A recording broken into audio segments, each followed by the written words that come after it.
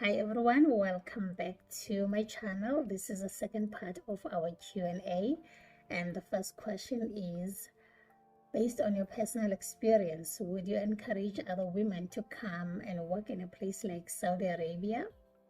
Why not? I mean, if women manage to come and work successfully during those difficult times when women were not allowed to do a lot of things, why would I not want to encourage anyone to come right now? Life is much relaxed and much easier right now. So definitely I would encourage anyone who wants to come here.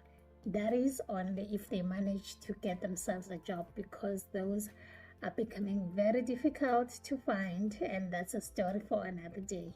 So yeah, for sure, I'll encourage anyone who wants to come here. The second question is, what's your advice for women who are married and single who would want to come and work in Saudi Arabia? First of all, before I came to Saudi, I was married. I'm no longer married right now. So if you are a married woman and you want to come to Saudi, you have to think about that first. I'm joking. Yeah, this is a difficult one. If you are married, I'd say that just make sure what's more important for you, and you have to sit together and take that decision together as a couple. Both parties who are involved in a marriage have to be on the same page regarding the decision of one party leaving the house. It has to be a decision that is taken by both parties, and you both have to agree that you're going to face together all the challenges that might come up because of your absence in your home as a wife or as a mother, because there's going to be a lot of challenges. When you leave and you get to the country where you wanted to go, if you continue to work and you're going on with your daily life, you're getting your salary every month and you're enjoying your life, you need to revisit the decision that you had taken with your husband. You have to revisit that decision together, because sometimes, because of circumstances, people's mind changes. Even if you had an agreement with your husband at home that you would work only 2 years in the other country, because of certain circumstances, after 6 months, he might change his mind. So if you revisited the decision together, then you would know that he wants you to come home. And also, you would find that sometimes even yourself, because this is something that happens, some people, they are still working in these foreign countries, not because they want to be there at the time. Sometimes it's the pressure that they're getting from their spouses, because you send big monies every month. So the other spouse gets used to this kind of money that he's getting every month, because he's the recipient, of course. But when you tell the person that you're tired, you want to go home, sometimes the spouses that are at home, they put so much pressure on you to continue to work, because they cannot see themselves not receiving these huge amounts of money every month that they were getting from you. So you'd find that some women, they are staying here not because they want to still be in this country. They are here because of the pressure they're getting from their spouse at home.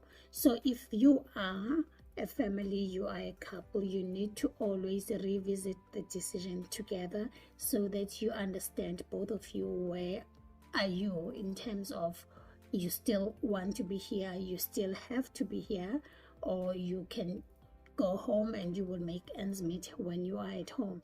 So what's more important, I would say that everything that you are doing, if you are a couple, if you are married, everything and every decision that you are taking, you have to be taking it together as a collective. That would be my advice. For single women, if they are young and single, I would definitely say they should come and work here. It is worth it, and it is more beneficial for them if they are young, because they can travel, they can explore the world. But as we know that everything has got a flip side on it, the danger with coming here, if you are single, first of all, life is very stagnant in this country. This is just how things are.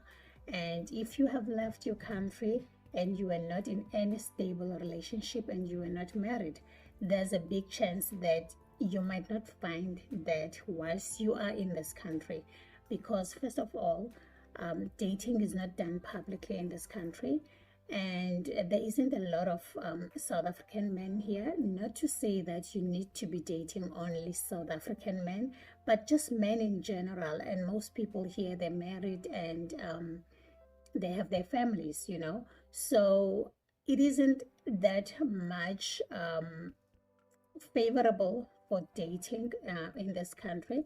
And I'm not saying people are not dating. People do date people, but they're dating out of convenience, because sometimes people date people that they would not date under normal circumstances, people that they would not date if they were in an open world. They're just dating them because it's convenient for both of them, because you are here, okay, let's date. So if you are single and you have left your country, you are not in any stable relationship, when you go home for vacation, you only go home twice, just only for 3 weeks or 4 weeks vacation. Before you know it, your vacation is over at home. You need to pack your bags and come back here again. So in that 3 weeks or 4 weeks, you are busy with your family, you're busy with your friends. You don't socialize enough to be seen by a potential boyfriend or a potential husband. And also that time is not enough for you to see someone, you know. Before you know it, sometimes you might get to see someone on your last week before you come for vacation, but where will that lead to? Because it's just 1 week and you have to leave that person and you'll go back home again after another 8 months, 7 months, you know. So it is not convenient for a single person to come to a country like this country, because you might face a danger of being alone for a very long time, if not all your life. Because if you stay here for 5 years, in that 5 years you might not find a stable relationship. And what happens sometimes, because of this dating for convenience sake, people become so stuck in relationships with the people that they found here. And but when it's time for one of them to go home for good, and that is the end of the relationship, because it was not a relationship that was based out of love, it was based out of convenience. So if you had invested in that relationship for 10 years and you were in Saudi Arabia, and by the time you reach your 10th year and the other person goes home and you have to go home, you find yourself single again, and then you have to start all over again. So it is a big challenge for single people to come to this kind of country, not just only this country, any other country that behaves like this. So my advice, if you are single and you have to come to a country like this, my advice would be, don't stay long, because if you stay long, you might end up not finding that other balance of your life. I've seen people here who were so miserable because time was running out and they didn't have children. Yes, they were making all these huge amounts of money, but they were frustrated because they didn't have boyfriends, they didn't have children, they didn't have husbands.